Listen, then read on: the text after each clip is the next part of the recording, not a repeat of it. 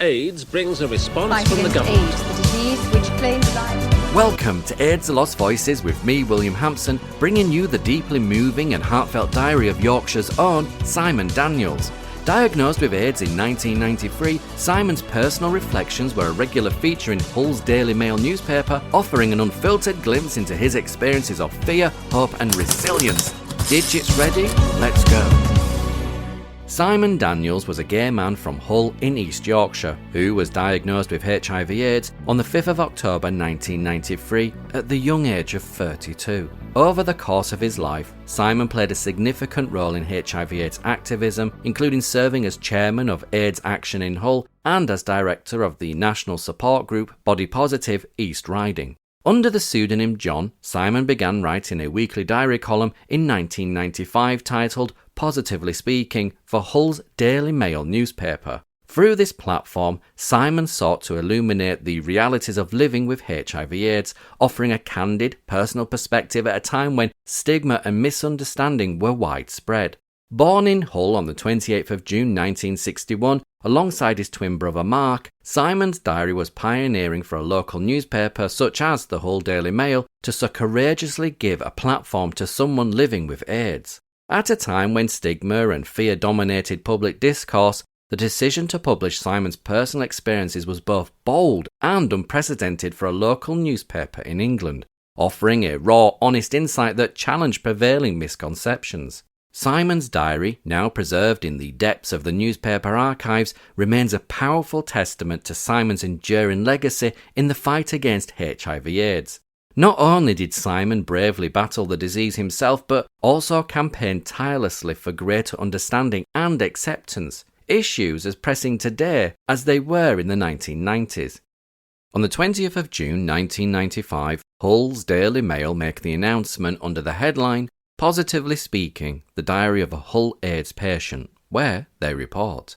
A new voice has emerged for AIDS sufferers on Humberside. John, 32, was diagnosed as HIV positive 2.5 years ago. He knows that he could be dead by Christmas. Now, John is going to be writing a weekly column in the Mail's Body and Soul supplement to give readers greater understanding about AIDS and HIV. He gives regular lectures to people around the region on his personal experiences of the illness, and he is the chairperson of the AIDS support group Positively East Riding. John, who is gay, wants to make people realise that having AIDS does not make them a leper, and he wants to educate readers about the disease. A full interview with John can be found in today's Body and Soul, and that interview appears under the headline, The Tragedy of a Disease Called AIDS, where the Hull Daily Mail report. He is 32, but sometimes he feels 73. He fights afternoon naps and struggles to do all the things he knows a healthy man of his age should be doing. But John is not healthy. He has full-blown AIDS. He was diagnosed HIV positive 2.5 years ago, and although he still talks of death as a possibility rather than a certainty, he knows in his heart of hearts that he could be dead by Christmas. Already he has talked to the funeral director about his own arrangements and has decided on the service. He has made a living will instructing doctors not to prolong his life unnecessarily should he become mentally unaware. And every day he battles with the effects of AIDS, the physical symptoms becoming apparent in his body, and the mental trauma caused by its social stigma. Quote, I get tired and ill. I feel unwanted and sometimes I feel dirty because of the reactions I get from other people. And I get so frustrated when I realise I am having to rely on others for my daily living needs. Things like shopping and washing and ironing leave me totally shattered. I have to say to people, I am ill and I need your help, and it is very hard for me to do that. I don't like admitting it to myself or anyone else, says John, who has just returned to his Hull home after a period of recovery in Dove House Hospice. His living room is immaculately tidy. It is dust-free thanks to regular visits from his mum and Sandy from Positively East Riding. But every ornament is in its place thanks to John. He goes round repositioning each one once the cleaning has been done, his way of maintaining some sort of order and control over his home. To an outsider, John looks like any other healthy 32-year-old. He takes an obvious pride in his appearance. He is dressed in city clothes, collar and tie, and his hair is short and neat. He looks just like any other office worker, which is what people still refuse to accept about AIDS, he says.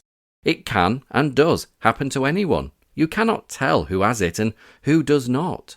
John strives hard to maintain that smart exterior, though because it has become part of his self-defense against the illness, that threatens to destroy him. Quote, I don't look ill, and a lot of that is because I try hard not to let people see how ill I am. People see the image I portray. That makes me feel better, and it also helps those around me feel better too, he admits.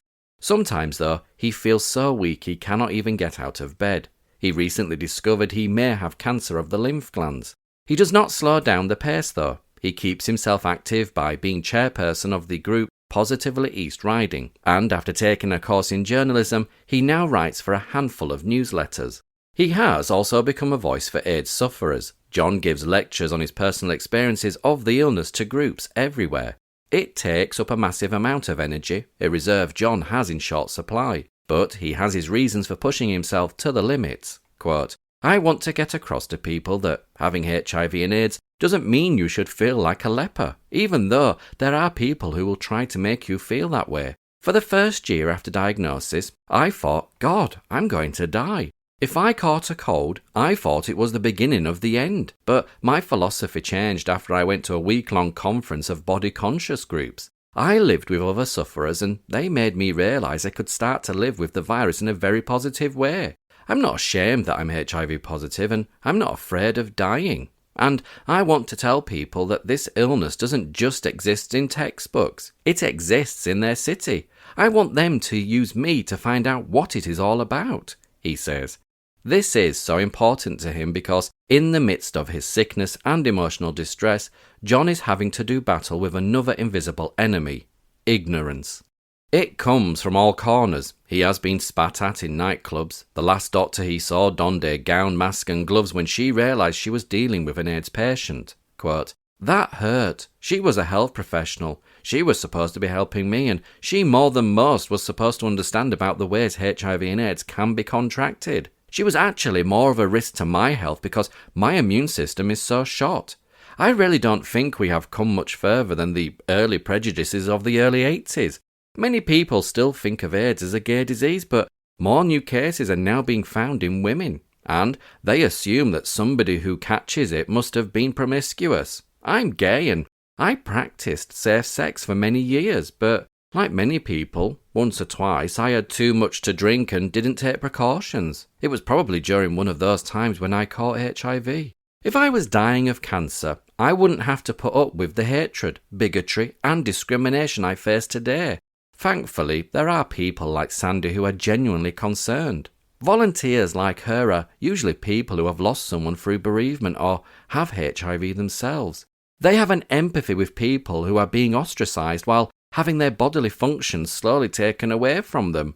Sandy has been with me since the early days of my diagnosis. She's been through my ups and downs, seen me fit and poorly. She genuinely cares and I trust her. Sometimes I can talk to her better than a close relative. John wishes more people had Sandy's compassion. Quote, I've had time to adjust to the fact that I have AIDS. I'm taking my own journey through life. But wouldn't it have been nice if, when I was diagnosed, someone had lifted away 50% of the problems, the prejudice that surround AIDS? Now that you're up to speed, I shall let Simon, in the name of John, tell you the rest. 27th of June, 1995. This week, I had to go to the hospital for another blood test. A simple, routine procedure for many people. It only serves to remind me of the way my illness singles me out. When you visit hospitals as often as I do, you become quite well versed with protocol, procedures and policies. A defence system devised to protect not only other people but myself as well. You see, I live with an already damaged immune system. It is me who is at greater risk from other people and not, as is the common belief, the other way round. Most of us have had blood taken from us in order for a doctor to ascertain the nature of our illness, but my blood levels are checked every 6 weeks or so. As usual, the doctor is wearing a mask, gown, gloves, visor, and any other protective item of clothing he can lay his hands on. It's like having a space alien coming to perform surgery on me. Can you imagine how demeaning that feels? Under normal circumstances, your blood would then be collectively placed into a container to be taken to the necessary laboratory for conclusive results. However, because I am a person who knows his HIV status, mine is carefully wrapped in tissue, placed in a separate box and labelled with a distinctive yellow label bearing the words, "Danger of infection." Next time you are unfortunate to come into contact with someone else's blood, think twice before you go near it. It may belong to someone who doesn't know they have HIV. Then think about how, or if, you would help me should you be there if I suffer an accident. This is just one of the many ways that I am thought to be different to the majority in our health service. There are many more ways which I shall share with you at some time in the future. Next week, I shall tell you how my mother reacted when I told her I was HIV positive. Take care until then, and remember it's not necessarily what you've done that puts you at risk, but what others have done before you. John. 4th of July, 1995. Hello, Mum. Can I pop round to see you sometime? I've got something I want to tell you. My stomach ached. I felt sick, angry, alone, frightened, and strangely guilty. I want you all to try to imagine having to tell a member of your family or very close friend a piece of news that will drastically change the existence of their relationship with you forever. This was the scenario facing me after being diagnosed HIV positive for almost a year and a half. I felt that the time was looming when I would have to tell my closest companion and friend, my mum, the news that I was living with a potentially fatal virus inside my body. No words could ever describe the fear and anticipation I felt at this moment. How was she going to react to the news? I tried hard to think about what Mark Fowler had said when he told Pauline and Arthur. What they call HIV.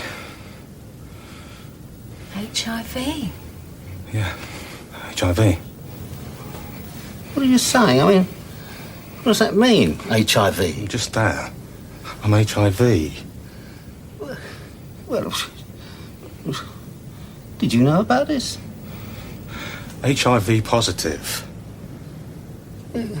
This is a joke, Mark. I mean, this ain't you being stupid, is it? No. I got the virus. I mean, it may be years before I get ill or anything. HIV? Yeah. It's AIDS, isn't it? AIDS? No, Mum. That's what I'm trying to say.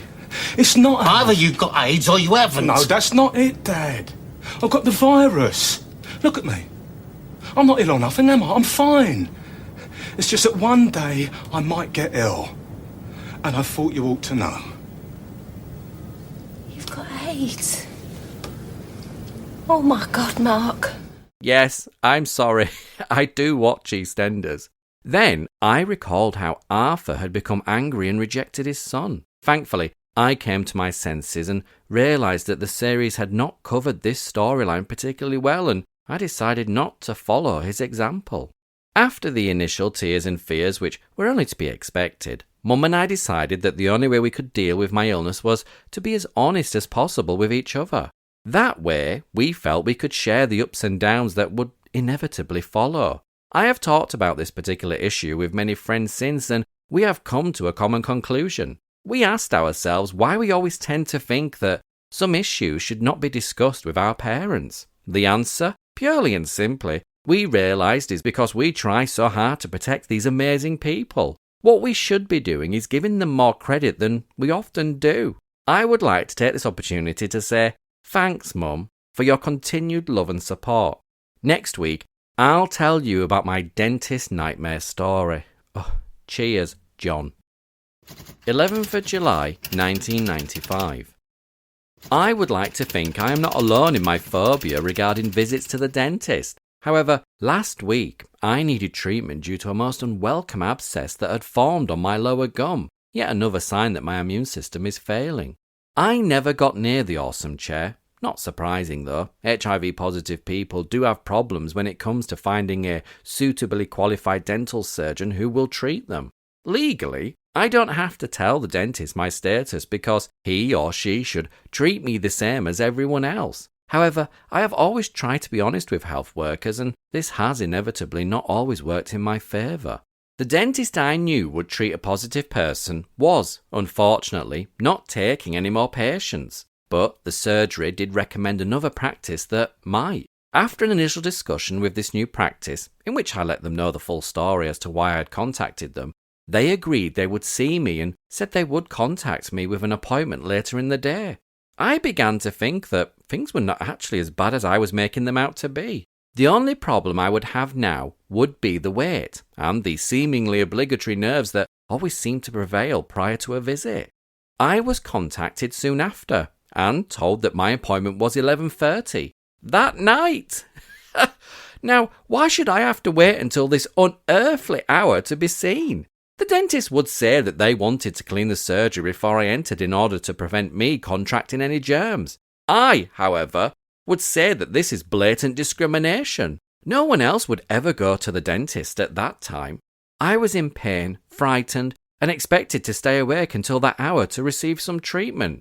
Needless to say, I did not turn up, and the surgery tried to apologise for trying to get me to attend at such a ridiculous hour. This reinforces the theory that, while trying to live a positive lifestyle, I constantly face negative attitudes. Cheers, John. The 18th of July, 1995. I went to the fun day organised by AIDS Action North Humberside the other week. It was really good to see so many people supporting those who are infected and affected by the HIV and AIDS virus. There were many people putting lots of effort and energy into raising funds. I would imagine that at least 100 people had spent many hours working hard to make the day the success it was. According to estimates, 800 people attended the event, and judging by what I witnessed, they all seemed to be enjoying themselves. I sat back in amazement, looking at so many people wearing red ribbons, the international symbol of HIV and AIDS awareness. And then I began to wonder just how many people actually realised why they were wearing it. Was it to show their support to me and my friends? Was it because they felt it was the chic thing to do on the day? I have a wonderful collection of these ribbons and wear mine with feelings of guilt, remembrance and pride. All these emotions thrown into one? Is it possible? The answer is yes. I still feel terribly guilty of the emotions and feelings that my status bestows upon me. I wear the ribbon to help me remember those close friends of mine who have died because of HIV and AIDS. And I am proud that my ribbon provides a constant reminder to people that this much talked about virus actually lives within our city and, more importantly, in my body. A body that gets terribly confused. It hasn't quite got the hang of this new virus that lives within it. There are days when I am perfectly normal and feel fine, and others when I am lethargic, low and depressed. And the worst thing about it, there is absolutely nothing I or anyone around me can do about this. It is like having some secret that has to be kept tightly locked up. I wish to thank everyone from AIDS Action for their generous support, and also to everyone who supported the day. But I would also urge you to think about those who live each and every day with the virus. See you next week. Cheers, John. 25th of July, 1995. I want to tell you about someone who is really special and plays an extremely important role in my continuing positive lifestyle. His name is Danny, and he is a volunteer with AIDS Action North Humberside. Part of his work with the agency is to be a buddy. We speak to each other daily on the telephone. We usually meet up about twice a week and chat about how things are going. We respect each other's privacy and allow ourselves the time to listen and put our point of view over. Danny, in a way, is like a surrogate brother to me. I have brothers already, but not ones with whom I want to become involved with the messy bits of being HIV positive. We initially set out our contract, with each other a year ago. Since then, we have shared some powerful and emotional times together. Don't get me wrong, we don't always agree on things. Actually, he can be a bit bossy at times. However, I do know that he would never patronise me. Honesty and loyalty have got to be his two strongest virtues. He has not only become one of my dearest friends, but also one to my family.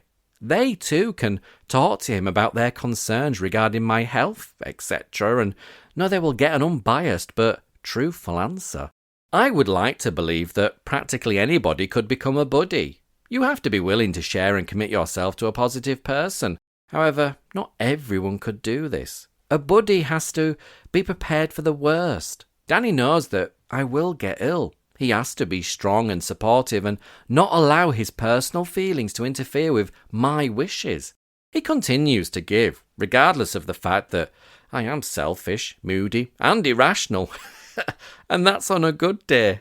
Danny, no one deserves to be put through what I put you through, and I am sorry if at times I unintentionally hurt you. So please forgive me. I love you, and I know all my family appreciate your friendship. People like you deserve medals. The only thing is, they don't make any big enough.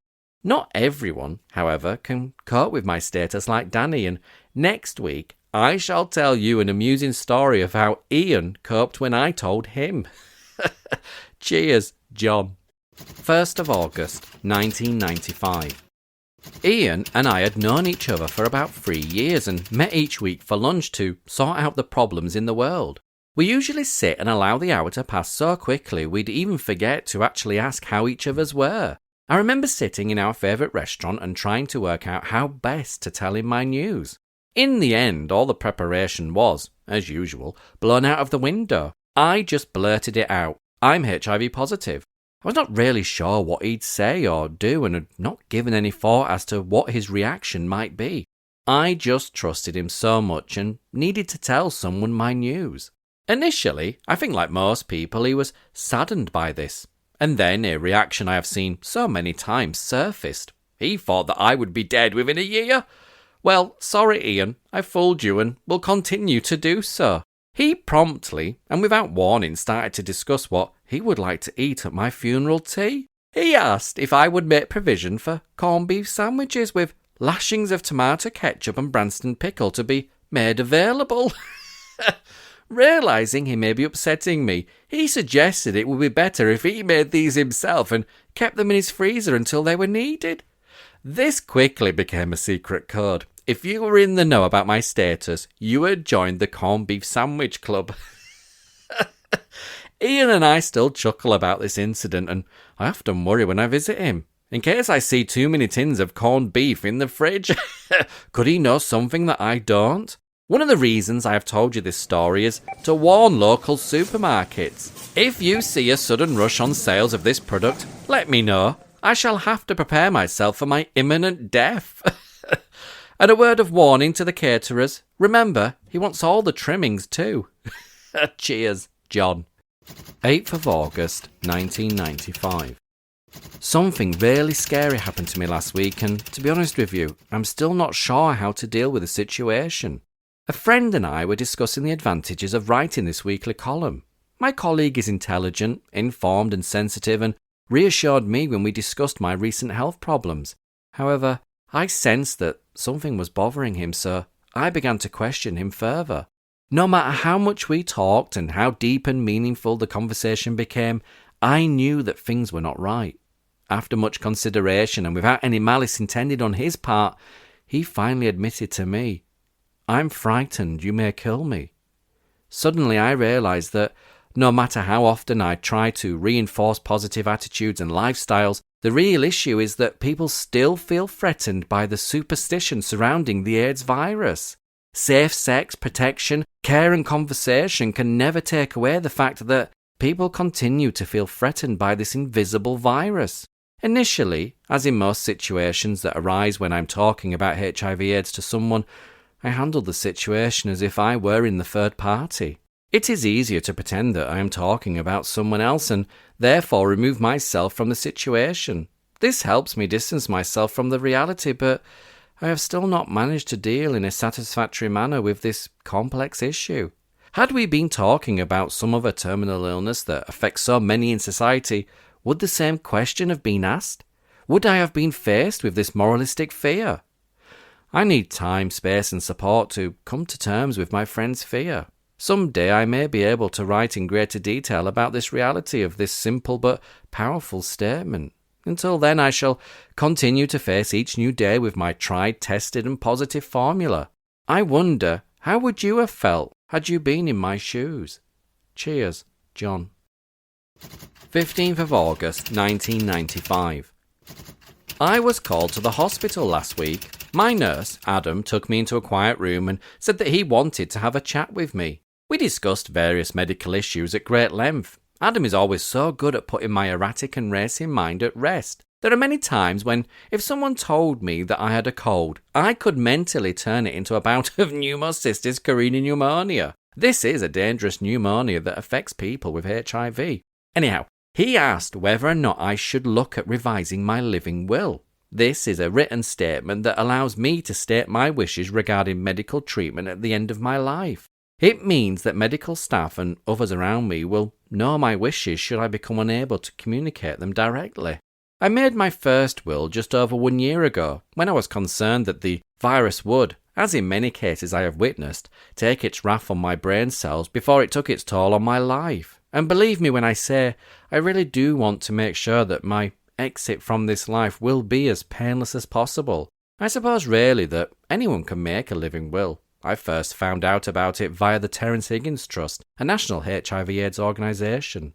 Mine gives me peace of mind by reassuring me that my wishes will be taken into consideration. I do not want to be kept alive unnecessarily. My philosophy is that when my time is up, please let me go without pain, but quickly. I have elected certain people to carry out these wishes on my behalf. This is not something an ordinary guy of 32 thinks about, and to be honest, it is something that at first scared me. But I now know that I will be the person who is in control of these issues, right to the end. Anyhow, getting back to the story, Adam has reminded me that, like so many things in life, I need to consider the time span involved. So I drew up a new document, got him and my consultant to sign it, and this has now been put into my medical records. I suppose it's a little like updating your insurance policy, really. See you all next week, when my diary will be written from my hospital bed as I'm going for a small operation. Now, that should be an interesting week for us all. Cheers, John. 22nd of August, 1995. The sector we are supposed to trust and place the care of our health in has got hold of me for the next few days. I'm in Hull Royal Infirmary, and as I was expecting, I have been placed alone in a side ward and was also last on the day's theatre list. But my faith has been restored. Regular readers will be aware that I have had quite a rough ride when it comes to dealing with doctors and nurses recently, and I was dreading this appointment. To be honest with you, the Nemesis ride at Alton Towers would have been preferable. I have witnessed and been subjected to some of the most horrific events just lately that I incorrectly assumed that I was letting myself in for the remake of Nightmare on Anlaby Road 2, subtitled The Revenge. Much to my pleasant surprise, and also to that of my companion Victor, the teddy bear that follows me everywhere, we have been treated with dignity, respect and courtesy. Okay, I have to keep explaining what some of my drugs are for, what my living will is, and even have to tell certain medical staff what my condition is, but then again I expect many of you have faced similar problems. Apart from feeling very sore where the surgeon wielded his knife and uncomfortable because I cannot have a cigarette when I want to, I really do not feel any different to anyone else. The system has allowed me to constantly question and undermine its authority and commitment to positive people in such a way that I feel quite cheated and saddened by the fact that I cannot relay to you any gruesome story I half expected to be writing this week. Never mind, I suppose it is good for us all to realise and acknowledge the fact that our health service is not as bad as we would have it made out to be. Perhaps my name and attitude preceded me and prepared the way sufficiently to allow this easy passage through the system this time. However, I am not naive enough to think that all our toils and fights are over yet. Doctor, mask and gown could still be lurking behind the corner of the door. Never rest on your laurels, John. That's my motto and I shall be sticking to it for the time being. Right, now I am going to try and find someone to make me that cup of tea I've been dying for. That in itself is more important than anything else. Cheers, John. 29th of August, 1995. You may recall when I started to write this column, it was disclosed that I had recently spent some time in the Dove House Hospice for respite care, and it is this matter that I want to talk to you about today. Many people, including myself, have the preconceived idea that a hospice is a place associated with dying, a miserable place that is normally only visited when an individual is really poorly. I can confirm to you, because of my personal experience of the hospice, that this is not the case. Indeed, many of my visitors were surprised by the peace and tranquility the hospice exudes. I have returned on many occasions since and remain in communication with all the staff there. Only last week, I was talking to Mary, a senior member of staff, about how I felt my stay at the hospice had, and continues to, affect the philosophy I live my life by. I was allowed during my 2 weeks of respite care to live in a non-judgmental, non-discriminatory and non-stigmatised way. The whole team of nurses and volunteers have one aim, and that is to allow the people who enter the hospice to express themselves in an open and free way. This has enabled me to grow in personal strength with reinforced values of belief and in my spiritual expectations.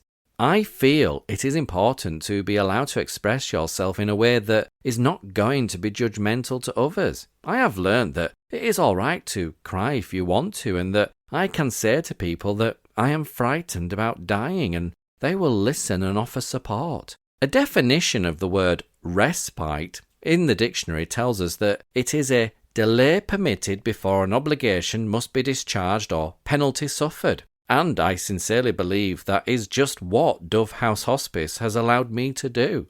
I have taken control of my life again, and although I know that the HIV virus may at any time it chooses become active and destroy me, through the support offered to both myself and my family, we can now face the inevitable with strength, courage, and conviction. Cheers, John. 5th of September, 1995. One of the worst things that I've had to deal with since being diagnosed has been trying to understand other people's reactions towards my status. How do they see me? As a victim? As a survivor? As a brave person? Or as plain old John?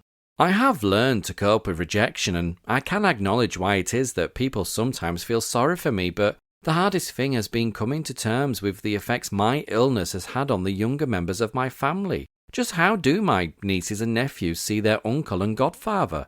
As a young man who is probably not going to be around to see them prosper in school life? As someone who will not be allowed to guide them through their teenage years? I just wish at times that we could talk honestly and openly about what this bloody virus has done to me and how it has and continues to destroy my life, body and mind. I can't talk about these issues because the truth is that HIV still lives under the guise of being a dirty, sexually transmitted disease that only gay men get. You may think that I'm over-exaggerating, but this is the truth. I live and walk around each day with the knowledge that I cannot be honest with people. Why? Because I'm frightened, or because they cannot face up to their own prejudices. I once went to stay with a friend who had already disclosed my status to her children, and I remember feeling totally freaked out. I didn't know how I could best discuss my feelings about AIDS. Sexual health is a minute part of the curriculum. I've heard that issues like sexuality and HIV transmission and prevention are given at most 1.5 hour session. For these and many more reasons, I feel as though I cannot relate in a proper and just way to the younger people of society. We live in 1995, but there are many times when I feel I have been transported back in time to the dark ages when all these issues were taboo. Please encourage younger people around you to become aware and to become proactive in ensuring that their lives are protected and that the likes of me are accepted. Cheers, John. 12th of September, 1995. Now, I don't want you to start thinking that this column is going to become one of doom, gloom and despair each week, but events that unfolded over the past 7 days made me feel all of those things. I want to tell you just how vulnerable I felt. Generally, I try, as you are only too well aware, to live my life with a positive outlook. I have a tremendous amount of support from both family and friends, and this normally helps me to survive and cope with my hectic workload. However, sometimes I feel anger and frustration at the apathy and assumptions that are made because of this. Only 5 days ago, I was so concerned about both my deteriorating health and the seemingly lack of concern shown by those who profess to care for me that I began to think self-destructive thoughts. Because of the medication I was taking, I started to lose my vision. However, because all of this happened out of normal office hours, the statutory bodies and most of the voluntary agencies were closed. What was I to do? Who could I turn to? And more importantly, could my spell of misfortune hold out until they went back to work? Each day I now have to take about 20 different tablets, some of which are highly toxic and can create some serious side effects. I can feel worse rather than better because of the way the tablets react. I have sometimes become seriously physically and mentally impaired. It was something similar that had happened to me last weekend. Unfortunately, I was not strong enough to be able to cope with any of these feelings and began to seriously think about ending both my pain and that of those who have to watch it daily. It is only because of these caring and devoted people that I am here now to tell you about this harrowing incident in my life. As the weekend wore on, my condition worsened. Eventually, I blacked out and was discovered, hours later, by family and rushed into hospital. I honestly believe I have every right to feel angry, annoyed and bitter towards a society that constantly undermines my lifestyle. Cheers, John. 19th of September, 1995. Strange as it may seem to many of you, there are not many times when I feel trusting towards my own peer group. But let me assure you that I have recently experienced one of these moments. I have just returned from the National Conference of the Network of Self-Help HIV and AIDS Groups annual conference, an organisation of which I am an elected director. Never before have I been allowed to express myself and feel so at ease with so many strangers. Each of us were working towards the continuing programme and reinforcement of self-help groups within the growing HIV-positive nation. It felt so good being surrounded by other positive people who, for whatever reason, have found themselves in the same situation as me. We learned to share experiences. We looked at developing skills and sharing knowledge. We could relate to each other our fears, ambitions and future expectations. It's so easy, when you live in a large city like Hull, to feel isolated and ignored, but when you are faced with the realisation that many others all over the country are feeling similar isolation, then you can grow in solidarity. Never before have I been allowed to share with such a wide variety of people one common subject. Heterosexuals, haemophiliacs, drug users, sex workers, children, lesbians and gay men were all meeting to learn from each other. By no means was this a sad and depressing situation where we shared each other's blood counts, looked at the various drugs we take daily and felt sorry for each other. On the contrary, this was a celebration of unity, of life and love, and coming together of powerful and resourceful people. We laughed, we networked, we ensured that each of us was respected for our own individual values and beliefs. Diversity, culture and relationships were all secondary to our main aim. We collectively had a need to plan and prepare ourselves for the future, one where bureaucrats will endeavour to disempower our faith in ourselves and one where we constantly face a battle of identity. I came away from the week feeling strong, fulfilled and extremely happy in the knowledge that fellow positive people in Hull do have hope and strength that others will continue to fight for our needs. I have been personally challenged and feel ready to fight for our self-help group in Hull to survive, and will be addressing these and many more issues in weeks to come through this column. See you all next week when I shall share with you my feelings when asked a short while ago what I wanted for Christmas this year. Cheers, John. 26th of September 1995. Slowly but surely the signs of Christmas festivities are creeping up. The shops are hastily building their grottos, the city council will soon be putting up their colourful arrangements of lights in the city centre, and families are beginning to make preparations. I was asked the other day what I wanted for Christmas. My reply rolled off my tongue with the greatest of ease. "Another 6 months," said I. I just couldn't seem to help myself, even though I knew it was not really the answer that was expected. I sometimes regret comments like that and often feel guilty, as the person who has posed such an innocent request often feels embarrassed and mystified by my reply. However, this did set me thinking about what I really did want for Christmas and indeed the future. I have all that any young person wants: a roof over my head, food in the cupboards, support and love from those close to me. I don't have to worry about being alone, hungry and cold.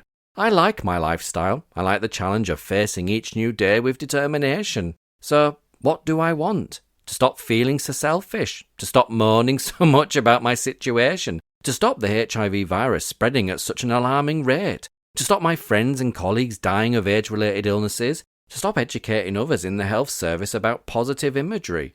The list could go on ad infinitum, or I could begin my answers with the word "to start," instead of the negative response "to stop."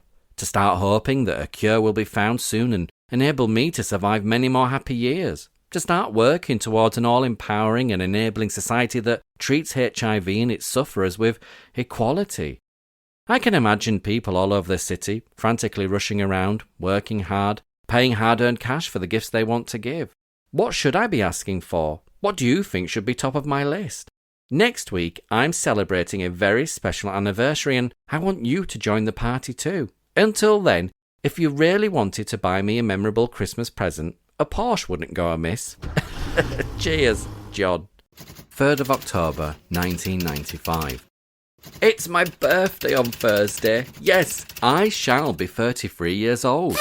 This is definitely a time for celebration and partying, something I most certainly did not do when told 3 years ago over the telephone that I was HIV positive, nor did I think that I would be here to write this column today.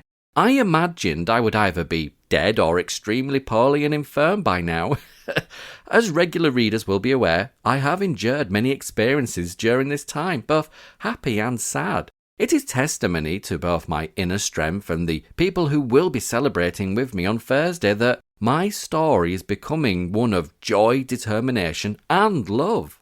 I have learned during this period that it is good to celebrate such events. A milestone has been reached. I am only too well aware that many of my friends have survived for much longer, and to them, my thanks for their support and courage is immense. It is because of these people I have been allowed to see through the mire that can easily take hold of my emotions. Each time I meet a long-term survivor, I am reminded that I can mirror their determination, courage and conviction of their own beliefs and lifestyle. My anniversary is a good time to remember the dedication of the doctors, nurses, and voluntary sector staff and workers, and the love of my family and friends. In a way, I feel quite nostalgic, a little like our sovereign. I now have 2 birthdays. And please forgive the pun, I know a real queen has 2 birthdays anyhow. I can celebrate my life twice each year. And I am reminded that a tremendous amount of local people are far worse off than me. There are those who have severe disabilities, those who cannot find the support that I have, and there are those who, for whatever reason, feel they have nothing to celebrate. Being HIV positive does not make me any better than anyone else. It only reminds me that life is for living, that we make of it what we feel most comfortable with. I should make the best of what life has given me and try to be strong and positive in my attitude. So, when I wake up on Thursday, I shall meditate quietly and reflect upon the fact that I have been allowed to live a full life and that I have been fortunate enough to share with you my stories. If you are celebrating this week, spend some of your time thinking not only about me, but the 24,000 in the United Kingdom who live with HIV and celebrate their courage. Cheers, John. 10th of October, 1995. I want to begin this week by asking you a question. Have you ever considered having a test for HIV, the virus that leads to a person becoming infected by AIDS? There are maybe many reasons why you have never thought about it. Perhaps you have never felt as though you have put yourself at risk, or that you are, for whatever reason, immune to the virus. Perhaps you've never plucked up the courage to be tested, or feel you would not be able to cope with the result. It may be that the wait for a week for the result could prove too much for you. Well, the hot news this week is that you will no longer have to do this. The Lansdowne Clinic at Hull Royal Infirmary and the Sexual Health Clinic at Castle Hill Hospital are now offering 24-hour testing and same-day testing respectively. This is a most welcome piece of news to many people, not least of course to the clinics who can now offer what has been available in many other large cities for some time. I have every confidence that the service will, as has already been proven, be welcomed by the many people no longer wishing to have the nerve-wracking experience of having to wait for their own results. Details of when these services are available can be obtained by contacting the clinic concerned. Their telephone numbers are clearly listed in the local directory and are also available from the support service providers. However, as a person who has already been through this experience and received the dreaded news, I have some severe reservations. Not with the clinical implications of the service, but the psychological and physiological implications on the person being told this news. As a chairperson of the local support group which offers support to those who are infected and affected by HIV, I am concerned that the necessary infrastructures are not in place to help a person who has been given this new piece of information. As a crude comparison, if you will forgive me, I feel that same-day, 24-hour testing is like a microwave jacket potato. The taste is not the same as the slower oven-baked version. Quality is totally different. You have to wait if you want to savour a quality potato, and you can prepare yourself as you wait patiently while it is being baked slowly in the oven. If you go for the quick option, the results never quite seem the same. I have put my views over the service to providers who have assured me that my concerns are unfounded, but I have the information, knowledge and experience of what a positive diagnosis can do to a person, and I am concerned that while progress is being made, we need to learn to walk before we can run. Let me know your views on this matter. Maybe I'm being too cynical. Cheers, John. 17th of October, 1995. My diary this week tells the story of one of my dear friends who has died because of an age-related illness. John and I, whose nickname was Pepper because he used to get up our noses, lived for a while in Sheffield. We spent some happy years during our late teens together, having tons of fun and generally terrorising the local community with our infamous nights out. However, times, situations and circumstances resulted in the fact that I returned to Hull and Pepper went on to live in the magical capital city of London. We lost touch and I only saw him once again. I was at home one evening watching an interesting panorama programme about this newly diagnosed disease that had arrived in England. AIDS was here and the BBC were doing their bit. I watched with horror, anger and fear as the facts were revealed. And now we shall meet a person who has contracted this disease, the presenter announced. And to my surprise, who do you think was in the hospital bed? It was my dear friend Pepper. He talked about how this mystery virus had attacked him and how his immediate family had disowned him. A lot of people just they can give up, and they go within a matter of months. And yet there are other people that mentally say, I don't want to give up. My life isn't finished yet. And 3 or 4 years later, they're still going. And quite strong as well. How have you coped with this, with AIDS, as far as your friends are concerned? My friends have been pretty good. The ones that I've told that I've diagnosed as AIDS, they've been pretty good. But maybe, there's only one member of the family that knows at the present time. Well, I just can't bring myself around to telling them. But then again, after this, it'll be different, won't it? Why didn't you want to tell them? Well, I do want to tell them, but I just had that fear of what might happen, of being rejected. And I think a lot of people have that fear of rejection from the family. But I feel now that, they do what they want to do if they want to accept me as I am, knowing that they can't catch anything anyhow. Or do they just want to leave it and say bye-bye, I live down here, they live up there.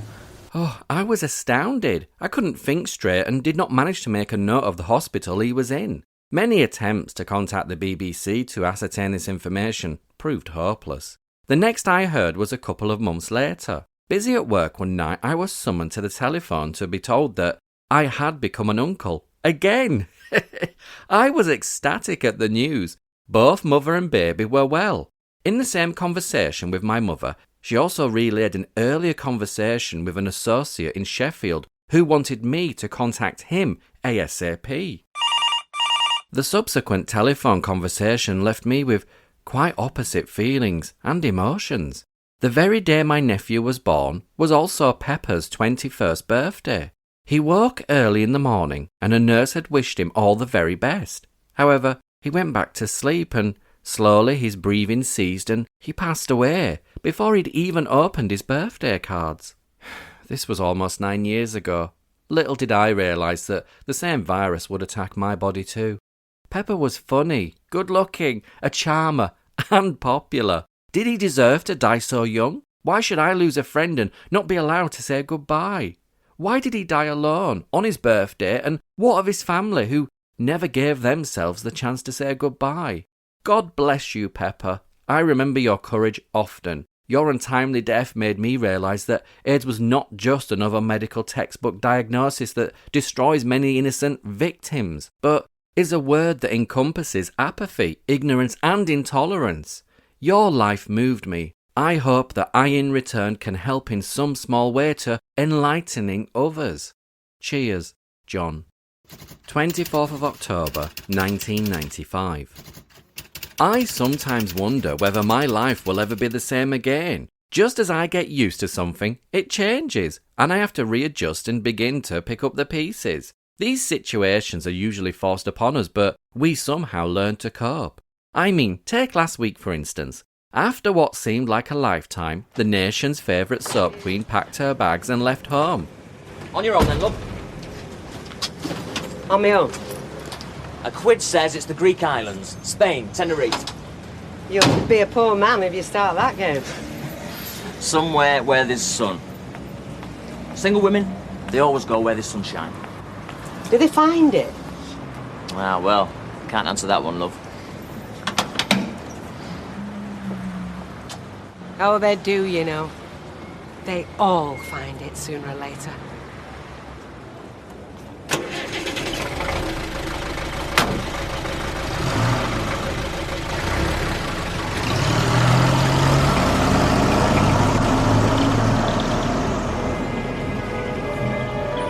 Yes, I'm talking about Bet Gilroy as she left Coronation Street. Real life is just as surprising. We seem to settle into a comfortable routine and bang, things change.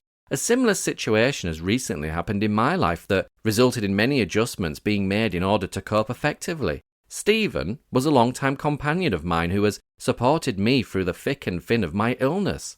Although only a young man, he had learnt to cope with my mood swings and listen to my fears. Initially, I was unsure as to whether or not he was strong enough to cope with me. However, I was devastated when he mentioned he was considering moving away to start a new career and a new life. He asked if I would be a referee in support of his job application, to which I agreed. And he was successful, so it's only my own fault really that he got the job and moved away. He left 6 weeks ago, and although we have kept in regular contact with each other, he has left avoiding my special support network. I'd learnt to trust Stephen, and in a way he had helped to develop my communication skills. There were times when, after rabbiting on about health problems, I would realise I'd lost him at the beginning of the conversation. His moving away actually brought us closer together. We now write a long letter to each other every week. The same night that Bet left the street, I watched Michelle Fowler, from EastEnders, receive the news that she too had been offered a job in the USA. You might think that I do nothing other than watch soap operas. You're nearly right. She ended up talking to Ethel in a cemetery discussing her dilemma. Listen, Ethel, when you were younger, did you ever have to make a decision and you were scared? Because if you went the wrong way, you might regret it for the rest of your life. This sounds serious. It is. Yes. Well, there's only one thing for it. Drink up and I'll read your leaves. It was here the classic line was delivered which hit my heartstrings. Ethel turned to Michelle and said, Tell you one thing, though. We're all going to be a long time dead. I mean, when I was younger, I hated missing anything. I mean, whatever names people called me, I always grasped my opportunities. Sometimes, when I remember the things I've done, I go on. Mind you, it was my life, and I knew I was only going to have the one go at it. This isn't a rehearsal, you know. This is the real thing. Perhaps I should take note and not wallow so much in my self-pity and despair all the time. Incidentally, contrary to popular belief, I shall not be auditioning for the part of the new landlady at the Rover's return. However, I wouldn't mind getting my hands on some of the earrings she might have left in the pub. Cheers, John. 31st of October, 1995. It's question time again this week, folks.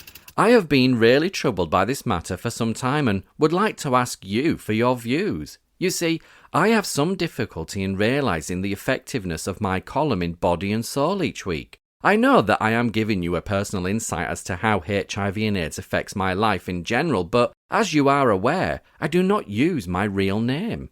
One of the reasons I did this was to protect both my family and myself from the stigma and bigotry that is attached to such a diagnosis. However, I sometimes wonder how many of you can relate to the integrity and honesty behind my feelings when you cannot put a face or a name to the column. I stand up for and preach advocacy. I ask for a destigmatized and prejudice-free life, yet I hide each week behind a false name. Is this not a contradiction in its own right? I am only too well aware of the consequences of coming out. I did this recently in a national newspaper for positive people, and have been both physically and verbally abused as a result. I also understand that for some it may be that you would like to know who I am just to satisfy a morbid curiosity of what the face of AIDS really does look like. However, what I need to know is, would it make it easier for you to trust and respect my feelings if you knew who I was?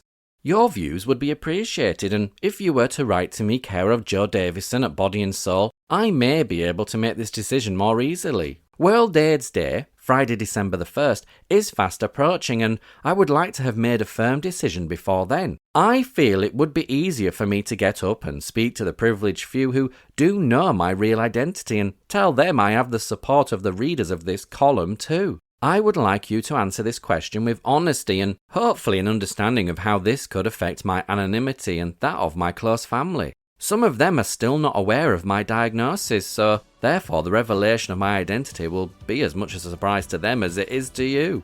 Please help me through this dilemma by letting me know your views. You see, I have nothing to lose, other than perhaps my pride, anonymity, and the odd friend who cannot come to terms with the fact that someone they know has a stigmatized virus living in their body and has not already told them. But then, whose problem is that anyway? Cheers, John.